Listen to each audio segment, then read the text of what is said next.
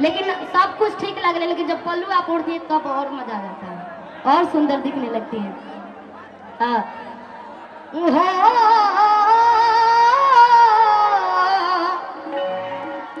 कि राजा पहिले नियम नहीं मानेला।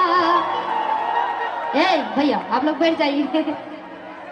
कि अपनों में होरी के गैर लेखा जानेला,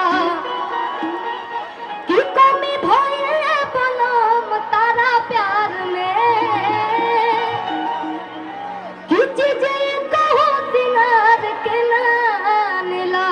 सुनो अरे सिलावट पर चूड़िया फोड़े लूंगा जान, सिलावट पर चूड़िया फोड़े लूंगा जान, कि अपना राजा जी के दिलवा जाने तोड़े।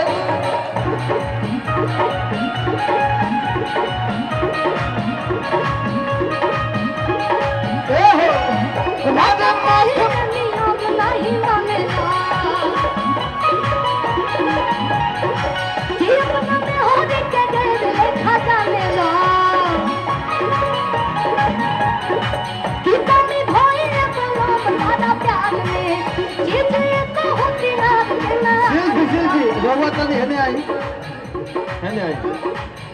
अरे सिलावट पर चूड़िया फोड़े लूंगा जान, सिलावट पर चूड़िया फोड़े लूंगा जान, कि अपना राजा जी के दिलवा जाने तोड़े लूंगा।